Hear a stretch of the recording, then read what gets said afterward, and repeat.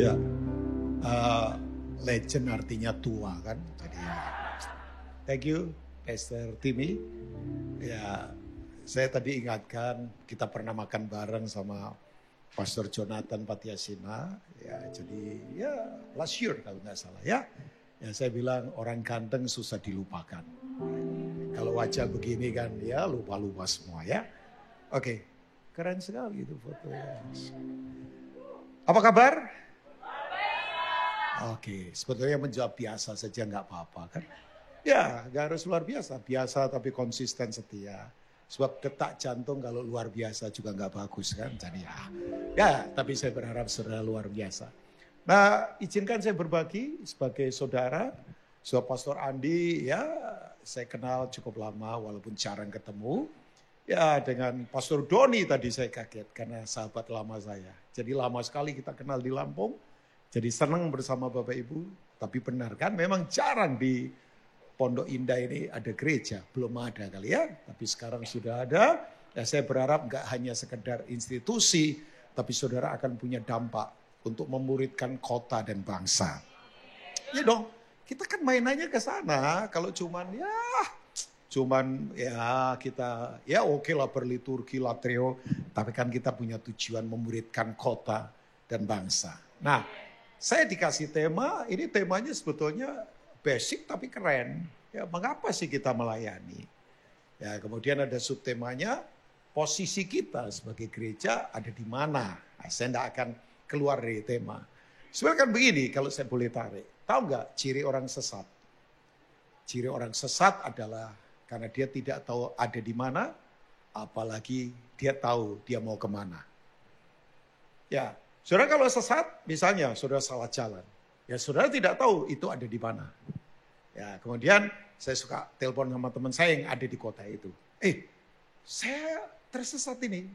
Nah dia kemudian beritahu, kamu ada di mana? Ada gedung apa di situ?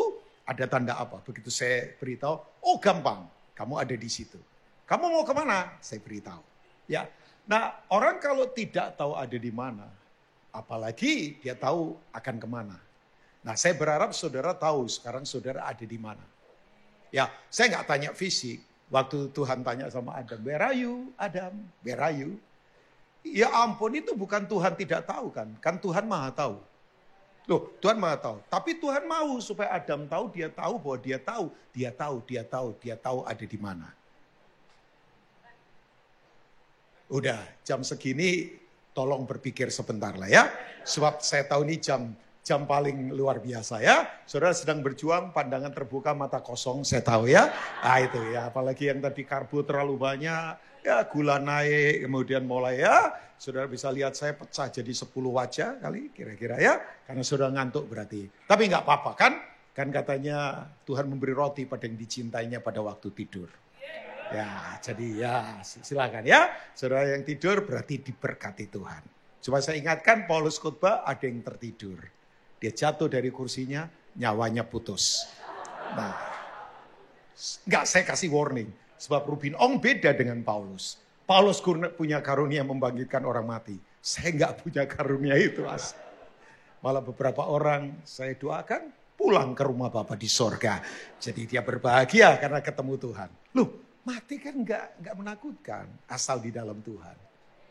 Ya amin mulai sedikit kan.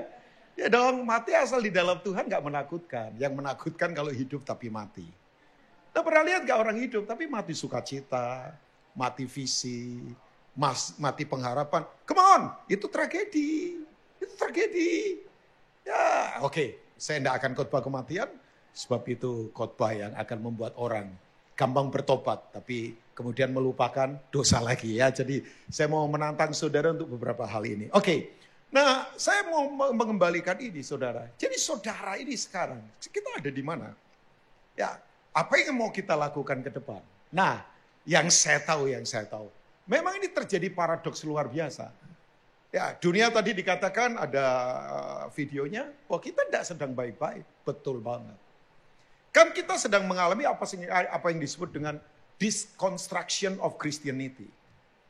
Ya, Alkitab lagi diserang. Gereja lagi diserang, ketuhanannya Yesus lagi diserang, keluarga lagi diserang. Bayangkan orang berkata, keluarga nggak model kayak dulu. Keluarga sekarang ada model baru. Kalau dulu kan pria, wanita, anak. Sekarang enggak. Bisa saja pria-pria dan anak. Atau wanita-wanita dan anak. Atau satu pria, dua wanita dan anak. Atau bisa saja satu wanita dan dua pria.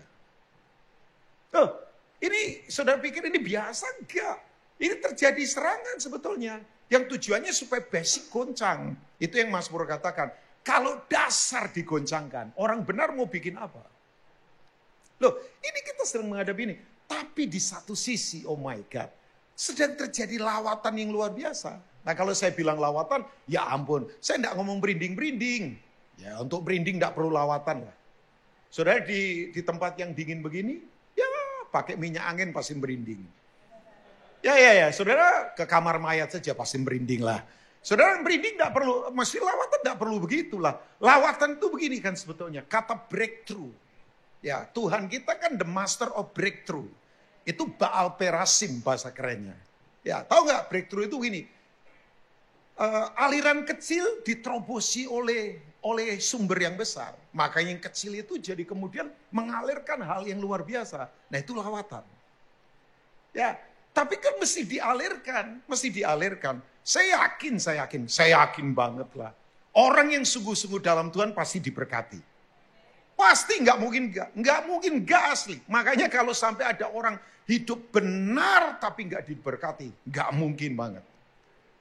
Ya, orang tanya kamu diberkati, diberkati. Enggak, jangan ukur berkat cuma melulu duit lah. Ya duit itu hanya bagian kecil dari berkat. Sukacita itu berkat loh. Yuk, sehat itu berkat. Ya, keluarga rukun itu berkat. Yang percaya katakan amin. Pikiran yang sehat itu berkat. Saudara kalau pikirannya khawatir terus gimana bisa maksimal? Itu berkat. Ya. Nah saya mau bawa saudara begini. Memang dalam journey ini, dalam perjalanan ini, ya saudara perlu mengerti beberapa prinsip. Hidup ini memang kita ada di race, di pertandingan. Tapi nggak apa-apa, oke. Memang kita bertanding. Ya. Nah saya ingin membaca, ya coba lihat Hebrew 12, coba Ibrani 12. Kita lihat ayat pertama sampai ayat yang kedua. Coba lihat saja ya. Ya pemain keyboard kalau mau nyanyi-nyanyi boleh, lagu Korea boleh. Lagu Korea boleh juga kan, lagu Korea Kristen. Nah ini penulis Ibrani berkata, Ibrani itu kitab yang kalau disarikan dari pasal 1 sampai pasal 13. Isinya begini, Tuhan bersuara, kamu dengarlah baik-baik. Nah, itu. Jadi kalau kita mau tahu ada di mana, dan apa yang harus kita lakukan? Ya kita mesti dengar apa yang Tuhan katakan dan kita melakukannya. Ya, waktu tadi Tuhan tanya, where are you Adam? Itu bukan Tuhan nggak tahu, Tuhan tahu, tapi Tuhan mau supaya Adam tahu. Nah orang kalau nggak tahu ada di mana, ya, maafkan saya, pernah lihat gak ada orang habis berantakan tapi ngaku kaya? Loh, karena nggak tahu ada di mana. Orang pernah nggak lihat orang? Sudah, ya ampun, udah hancur, berantakan, sudah nggak punya apa-apa. Tapi ngakunya tetap keren. Nah itu, orang kalau tahu ada di mana, jujurnya minta ampun. Ya, kamu ada di mana? Iya Tuhan, saya salah, saya habis loh Tuhan. Tolonglah. Nah orang seperti ini gampang dilawat Tuhan.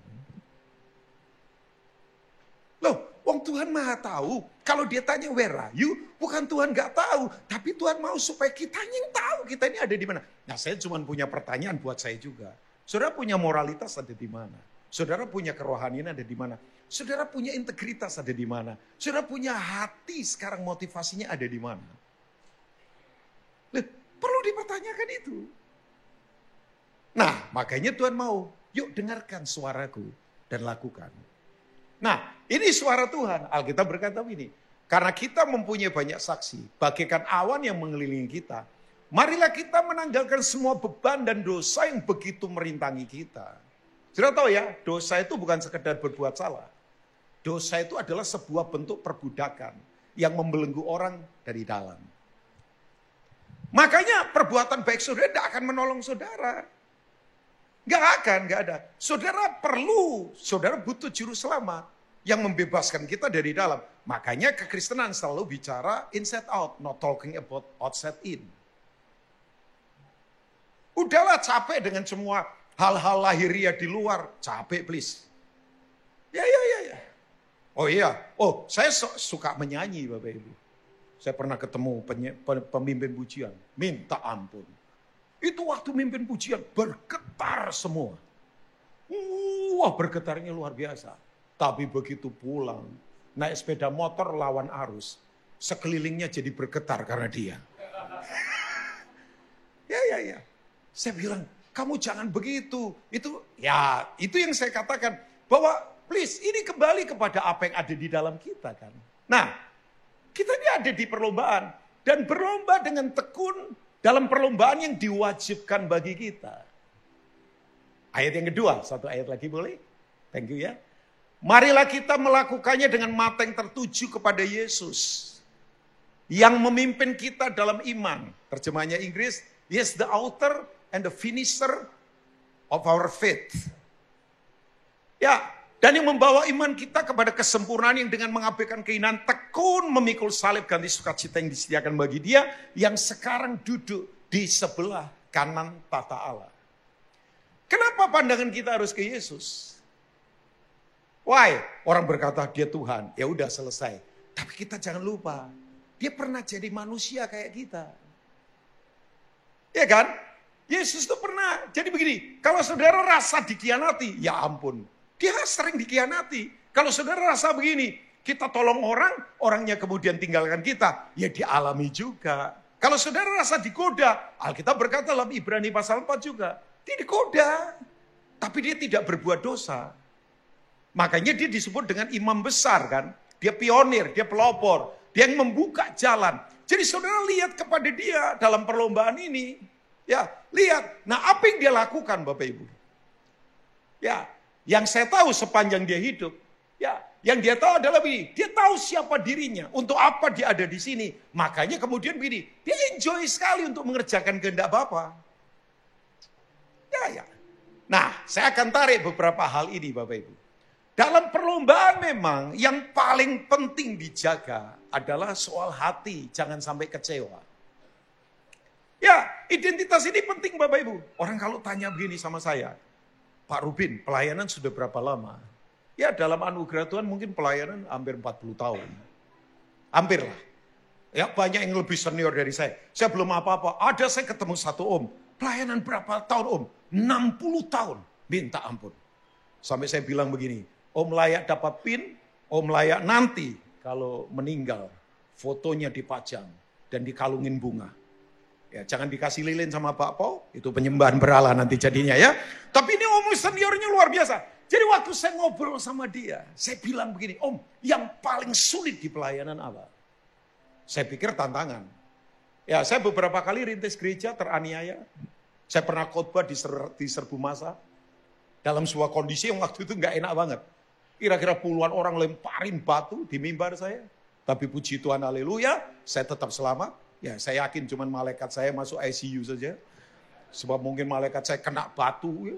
Dia kemudian backingin saya. Ya kan malaikat diutus untuk melindungi semua orang percaya kan. Itu kitab Yudas katakan kan. Nah Bapak Ibu saya pikir om ini akan menjawab begitu. Karena ini perintis betul-betul ada di pelayanan pedalaman. Tapi saya kaget dia berkata. Yang sulit Rubin itu adalah mengkhotbahkan yang om lakukan. Dan melakukan yang om khotbahkan. Jadi dia bilang begini, yang sulit adalah mengkhotbahkan yang saya lakukan dan melakukan yang saya khotbahkan. Artinya dia sedang berkata begini, apa yang dikatakan sama dengan yang dilakukan. Saya salami dia, saya berkata, om doakan saya. Karena ini memang yang tidak mudah dalam kehidupan. Nah, saya mau beritahu buat Bapak Ibu semua, yuk dalam perlombaan ini, kalau kita mau tahu kita ada di mana, ya simple saja. Jaga hati untuk terus terkonek dengan Tuhan.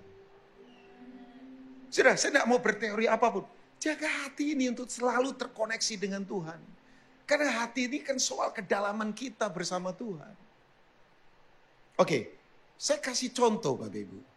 Saya dulu pikir. Pemazmur yang ada di Mazmur 42 itu adalah David. Saya waktu itu baca Alkitab kurang hati-hati. Kan ada lagunya terkenal sekali. Ya.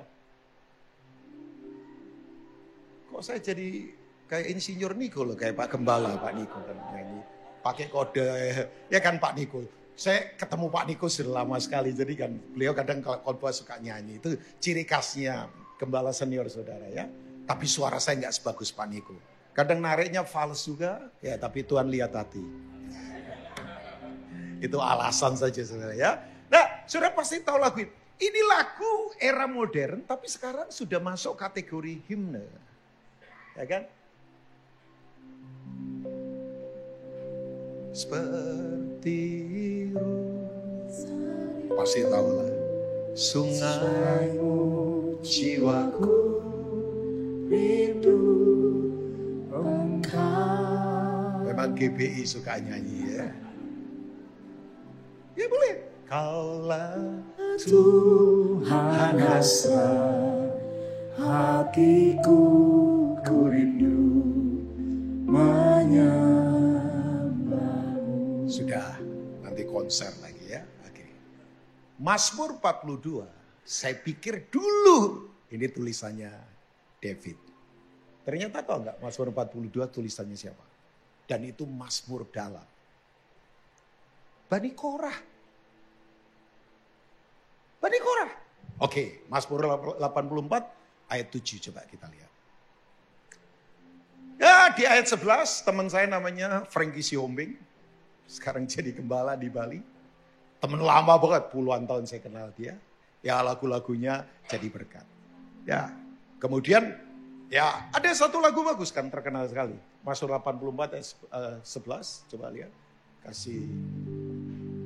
Ya tahu lagu ini.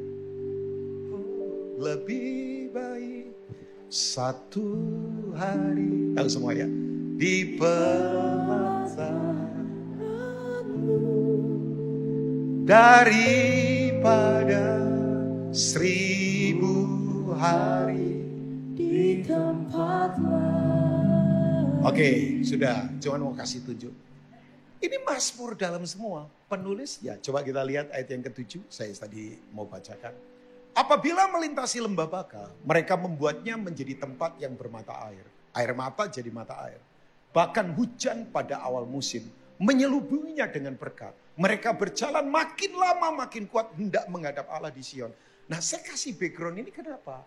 Ya ampun, ini Bani ini gagal sebetulnya. Bersama Datan dan Abiram, mereka memberontak sama Moses di Bilangan. Pasal 11 kalau nggak salah, pasal 16 maaf. Sudah baca saja. Jadi mereka memberontak, kan ini suku Lewi yang berkata begini, masa cuma Musa yang dipilih Tuhan dan keluarganya? Kita juga dipilih. Musa orang bijaksana. Dia bilang, ya udah kita doa saja. Nanti Tuhan akan kasih bukti siapa yang dipilih dan tidak. Sudah tahu nggak? Betul. Aduh, hukumannya ngeri. Mari saya ingatkan ya, jangan punya hati yang memberontak. Ya, saya belajar dalam hidup ini untuk hargai otoritas di atas. Loh, iyalah, orang pemimpin bisa salah lah. Orang di atas kita bisa salah. Tapi please, respect harus tetap ada.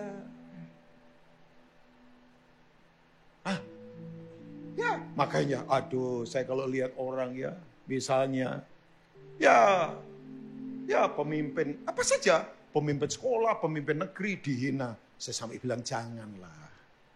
Respect itu mesti tetap ada. Nah apa yang terjadi? Akhirnya. Ini Bani mengalami pengalaman yang sangat mengerikan. Tiba-tiba tanah terbelah. Bung! Kira-kira sekian ratus orang masuk ke dalam tanah. Udah begitu. Api turun dari surga. Bang! Mereka dibakar kayak steak. Saya nggak tahu kematangannya well done atau apa, saya nggak tahu.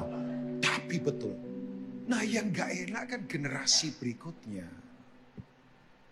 Saudara kalau ada di keluarga yang gagal memberontak kan dicap. Ini nih keluarga pengkhianat, wah macam-macam. Mereka dicap begitu di kalangan suku Israel. Tapi yang saya kagum. Coba lihat Bilangan 26 ayat 11. Saya berharap saya nggak salah ayat.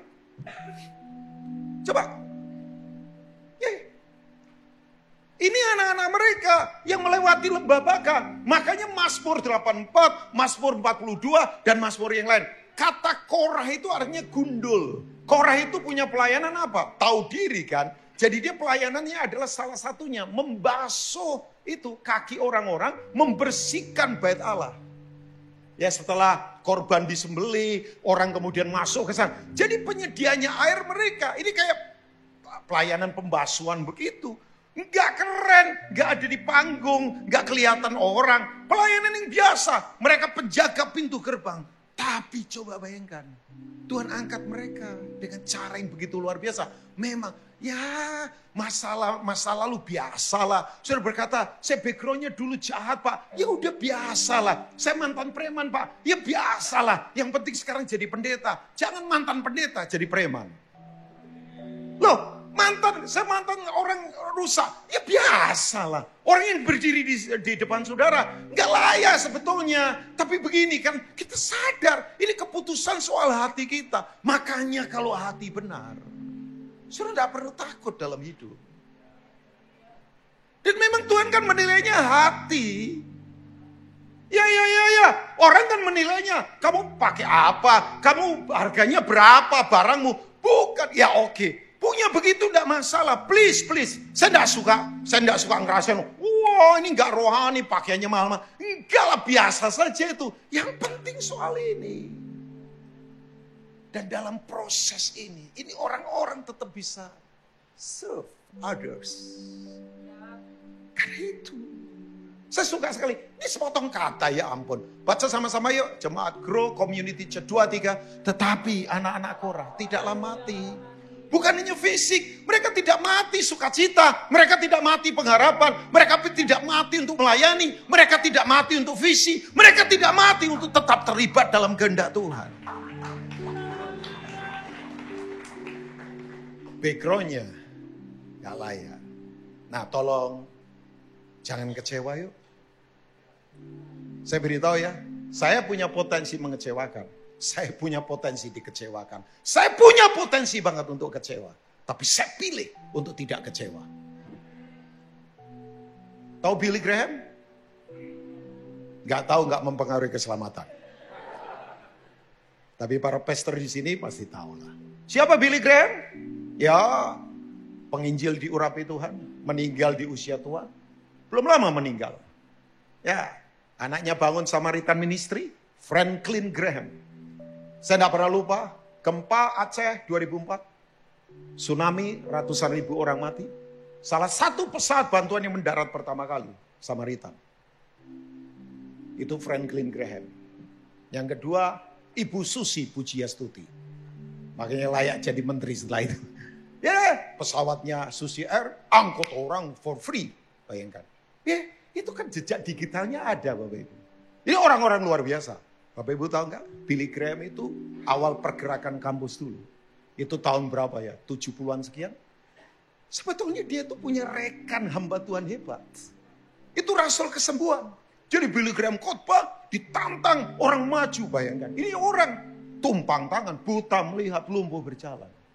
Tapi orang ini, satu kali istrinya sakit. Dia doain nggak sembuh. Mati istrinya. Sejak itu dia kecewa.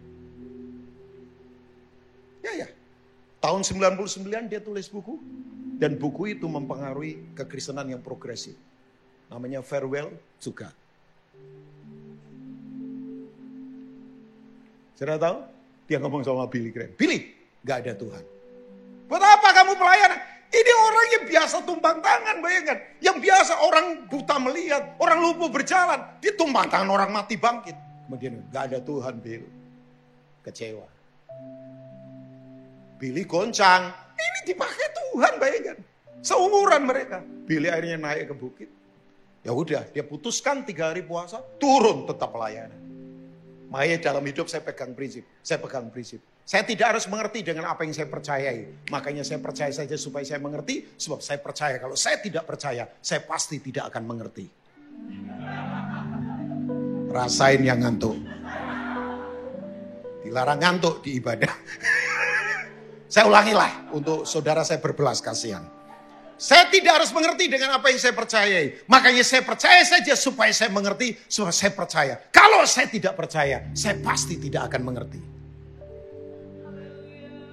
Ya pendeta pakai cara begini supaya kelihatan keren. Padahal biasa saja. Sebenarnya kalau itu bahasa Jermannya, gandol gusti. Itu orang Jawa lagi. Udah pegang Tuhan saja. Bapak Ibu, orang itu meninggal, ditanya sama wartawan. Are you Christian? No. Ditanya, siapa Yesus menurut kamu? Ini biasa nyembuhin orang. Ya Yesus hanya tokoh moral saja. Dia role model kehidupan. Tapi matanya kosong. Namanya Charles Templeton. Bukunya dipakai Kristen progresif. Yang berkata Yesus hanya ciptaan. Coba. Ngeri ya, kekecewaan mempengaruhi peradaban. Oh ya, I can go on and on. Sudah tahu gak? Kebanyakan para pemimpin dunia, orang-orang yang kecewa. Sudah bisa cek banyak tokoh. Makanya kemudian otoriter, pembantaian. Ya, genosida, perang, korupsi, kehancuran karena begini. Ternyata kalau kekecewaan memimpin, negeri tidak akan bisa makmur.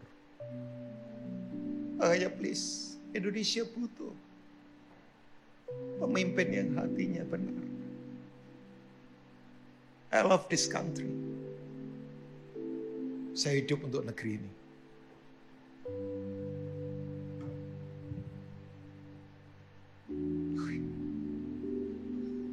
Saudara pikir kita lagi biasa-biasa?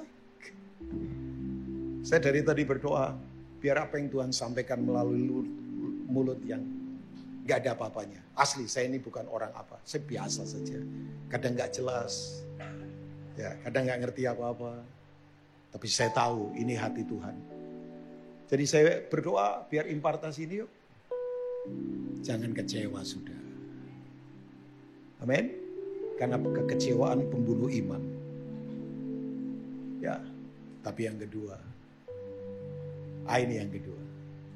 Saudara kalau tahu saudara punya identitas. Sudah ditebus. Sudah dihargai. Ya, dalam perlombaan ini. Saya beritahu buat Bapak Ibu semua. Justru waktu terbaik. Untuk kita melayani di masa yang sulit. Ya. Jadi saya beritahu, memberi di masa yang mudah biasa, tapi memberi di masa yang sulit, nah itu level berbeda. Ya, the most powerful man in the New Testament, orang itu namanya Paulus, orang hebat. Dari kelompok Sanhedrin, suku Benyamin. Ini orang keren banget. Di bawah seorang profesor doktor di bidang Taurat namanya Gamaliel. Tapi begitu dikenal Yesus, ampun deh. Itu penderitaannya luar biasa. 2 Korintus 12 dia berkata, ada utusan iblis menggocok aku, ada duri dalam daging. Tahu nggak? Menurut William Beckley, ini penafsir Alkitab. Ya saya pembaca Bapak Ibu ya, tapi saya nggak baca sembarangan. William Beckley berkata, saya pikir dulu dia kena itu kan, kena rabun mata. Tapi tahu nggak, Paulus itu kena penyakit apa? Penyakit yang sangat mengerikan, bukan hanya fisik. Dia nggak boleh bergaul dengan siapapun karena harus dipasung sebab dia dianggap kerasukan. Karena waktu itu dia kena penyakit ayan. Jadi tiba-tiba dia bisa kejang. Kenapa? Sering dipukul. Kenapa? Sering kemudian yaitu luka, kekurangan makan, tidur di tempat lembab. Jadi penderitaannya begitu luar biasa. Oh ya. Sudah baca saja. Sampai dia teriak-teriak. Di 2 Korintus pasal 12 ayat 7 sampai 10. Nanti sudah baca saja. Jawaban Tuhan tahu nggak? Kasih karuniaku cukup buat kamu. Tahu kasih karunia? Kasih karunia itu kekuatan yang mengguncangkan seluruh alam semesta. Oh ya, kasih karunia itu kekuatan. Gini, kasih karunia itu begini. Saya nggak mampu, tapi Tuhan mampu. Makanya orang yang hidup dalam kasih karunia kelihatannya bodoh, tapi bisa mempermalukan. Orang-orang yang merasa pinter, orang yang kelihatannya lemah, tapi bisa mengguncang balikan dunia dengan kekuatan yang luar biasa. Orang yang dianggap nothing, tapi bisa membuat something dalam hidupnya. saudara kalau ya ampun, saudara kalau dengar kata itu kata nggak main-main. Makanya kekuatan kasih karunia menjungkir balikan dunia. Orang biasa berdiri di hadapan raja-raja, orang nothing tapi membuat sesuatu yang luar biasa. Oh iyalah, baca pergerakannya negara Norwegia, salah satu negara termakmur di dunia. Yang menggoncangkan adalah Hans Nielsen Hauge. Genoa, waktu itu kota busuk, memang kota lama, tapi dijungkir balikan oleh orang namanya John Calvin. India dilawan Tuhan oleh tukang sol sepatu, namanya William Carey. Nggak ada hubungan dengan Jim Carrey. Oh iya, orang-orang biasa. Saudara tanyalah, oh iya, ada orang Toraja nggak? Ada ya? Ya. Toraja berasal dari suku yang sebetulnya itu langsung terkonek dengan China kan. Namanya Sidaeng. Ya, itu suku kan kayak nama Sinai begitu. Itu karena apa? Ada lawatan Tuhan. Sebab waktu itu ada orang namanya Nestorianus yang kemudian memuridkan. Termasuk orang-orang Toloan yang kemudian ada di sekitar Tibet sana. Sayangnya waktu mereka minta misionaris, kosong, nggak ada. Makanya mereka kemudian dikirim oleh Tibet. Sekian ribu pendeta Buddha pengaruhi Toloan. Ini wajah China sekarang. Nah, itu kalau saudara baca sejarah, ya ampun orang-orang biasa yang Tuhan pakai begitu luar biasa. Makanya saya beritahu buat Bapak Ibu semua, yuk, saudara layani. Ya. Oke, saya kayaknya tutup dengan ini. Sudah minus. Ya sudah. Ya saya mesti selesai ya. Saking semangatnya khotbah. Ya. Saudara pernah tahu nggak? Ada kejadian. Orang di daerah krisis tapi menabur. Kejadian pasal 26. Orang itu namanya Kejadian 26. Ishak. Arti nama Ishak? Loh, Kristen enggak ini semua? Arti nama Ishak? Tertawa. Kenapa orang tertawa? Karena tidak mungkin tapi mungkin. Itu tertawa. Ya, makanya tertawa saja udah, tertawa saja. When you are in the king's presence, you cannot long face. Please. Saudara kalau ada di hadapan raja, dilarang wajahnya lonjong dan cemberut. Karena itu menghina raja. Loh, apa yang tidak bisa raja selesaikan? Raja bisa selesaikan semuanya. Oke. Nah saudara tahu gak? Kondisi krisis. Salomo menabur. Saya harus stop Pak ya, Pak Billy. Apa sih? Lagi panas ini saya. Enggak lah. Kedingin. Saya gerak-gerak begini karena supaya enggak kedinginan. Ya, bukan keren, enggak kedinginan. Saya memang kurang lemak ini kayaknya jadi mesin. Oke, saya tutup lah. Saya tutup. Ya, air mereka sudah naik semua. Ya. Berarti air zaman sudah tiba kan? Ya, saya pelayanan udah lama Pak. Jadi kalau mereka udah naik ya saya harus, kan ada yang naik harus ada yang turun. Jadi kalau saya belum turun lagi, nanti singers maju semua. Ya, jadi. Tempat Pak Pendeta kita ambil alih, silakan turun Pak Pendeta. Saya akan selesai. Oke. Ada yang tahu nggak orang namanya David dan Swehaflut? Nggak perlu tahu. 1921 mereka pergi ke daerah namanya Zaire. Afrika. Keluarga ini melayani, nggak ada hasil. Rekannya dia namanya Joel Eriksson dan Berta berkata, Fit, kita pulang ke Swedia dah. Kalian gimana? Tetap pelayanan. Saya tahu apa yang terjadi? Ditolak oleh suku di sana karena dianggap pembawa sial. Mereka ada di perbatasan desa, bikin rumah dari lumpur. Ini cerita saya singkatin aja. Singkat cerita, David punya istri namanya Swea, hamil. Anaknya yang nomor 1, usia 2 tahun. Jadi kemudian, Swea berkata, Fit, kita kayaknya ya berat ini ke depan.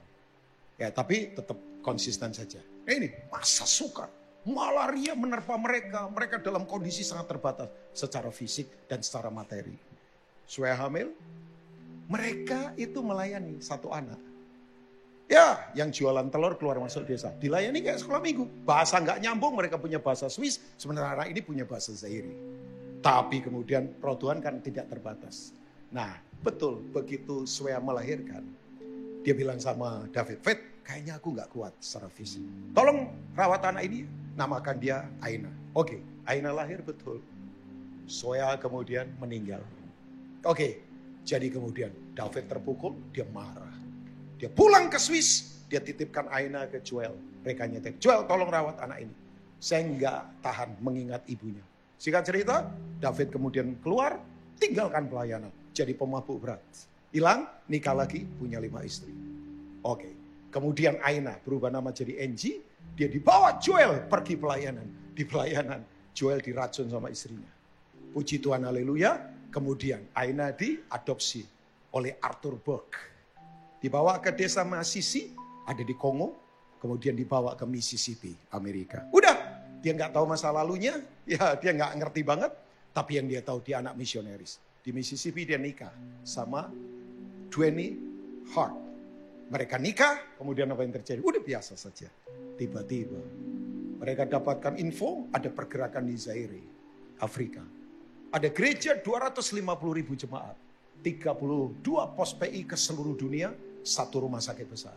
Tapi begitu lihat kuburan, ternyata ada kuburan mamanya.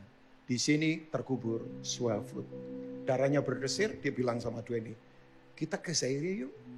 Karena mam ini mama saya. Jadi kemudian mereka pergi, tapi sebelumnya mereka mampir ke London, ada Pastors Conference. Di situ ketemu pembicara, orang Afrika. Sekelompok orang dari Zaire dan berkata begini, iya kita melayani. Dan dulu yang merintis pelayanan ini adalah mama kamu. Jadi kemudian di majalah itu berkata, David masih hidup, ada di Swiss. Jadi mereka pergi dulu ke Swiss sebelum mereka ke Zaire. Ketemu bapaknya. Aina kenalin, Pap ini Aina. Ya nggak ada story bersama. David sudah 75 tahun. David nangis dan berkata, Papa enggak bermaksud buang kamu. Tapi kondisi sulit, kita miskin, pelayanan kayaknya gagal. Malaria menerpa ibumu sampai mamamu mati. Maafkan Papa. Dipeluk, dan kemudian Aina Angie berkata, udah gak apa-apa Papa. Kan Tuhan sayang kita. Begitu dia dengar kata Tuhan, botol minuman diambil. Dia lempar ke tembok. Brak. Dan berkata, jangan sebut nama itu. Gak ada Tuhan. Orang kecewa kan. Tunggu diam. Angie walaupun anak lebih dewasa. Dia bilang, Pap, udahlah Pap. Papa sudah tua. Tuhan sanggup tetap memulihkan. Pap boleh Angie cerita? Sebelum kesini saya ke London. Di London ada konferensi. Seorang pembicara dari Zaire. 250.000 jemaat. 32 pos pelayanan ke seluruh dunia. 1 rumah sakit yang ngobatin ratusan orang miskin tiap hari. Gratis. Tahu pendetanya. Ruhi kita Dagora. Papa tahu orang ini siapa? Anak yang keluar masuk jualan telur. Yang dilayani oleh mama.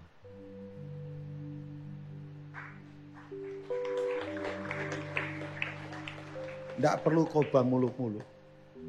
David langsung tersungkur menangis. Dia berkata, ampuni aku Tuhan. Didoakan bertobat kembali. 3 bulan kemudian dia pass away. Tapi haleluya, dia sudah kembali. Waktu kemudian keluarga besar ini pergi ke Zaire, kuburan sudah bagus. Tapi saya tidak pernah lupa. John 12, verse 24, ada di kuburannya. Swea, tahu nggak tulisannya? Yohanes 12 ayat 24. Jikalau biji gandum tidak jatuh ke dalam tanah dan mati, dia tetap 1 biji. Tapi kalau jatuh ke tanah dan mati, akan menghasilkan banyak buah. Tidak perlu yang hebat-hebat. Yang simpel-simpel saja. Tapi dampak pelayanan itu akan ada di kekekalan. God bless you all. Tuhan memberkati semua. Mari bangkit. Kita selesai, kita berdoa. Boleh taruh tangan di dada kita. I want pray for you all. Shikete karaba. Mari bangkit berdiri bersama-sama. Nakarakalaba shikete karakalaba. Jangan kecewa. Kita punya potensi mengecewakan. Kita sangat punya potensi dikecewakan. Kita sangat punya potensi kecewa. Tapi putuskan hari ini, jangan kecewa. Ya, orang bisa mengecewakan kita. Situasi bisa mengecewakan. Regulasi bisa mengecewakan kita. Tapi percayalah, Tuhan baik. Dia punya rencana. Saudara mesti tahu kita ada di mana. Karena hati kita terkonek sama dia. Dan kita tahu kita mau kemana. Lewat hidup kita, namanya ditinggikan, kerajaannya ditegakkan. Lama berdoa untuk jemaat yang ada di Grow Community Church. Hatimu ditaruh Tuhan, firman-Mu ditaruh. Sembuhkan yang luka, sembuhkan kami yang kecewa. Kuatkan kembali, kaki yang goyah ditegakkan. Lutut yang gemetar dikuatkan kembali. Firman-Mu memerdekakan kami. Berkati umat-Mu, sayangi umat-Mu. Dalam nama Tuhan Yesus. Amin.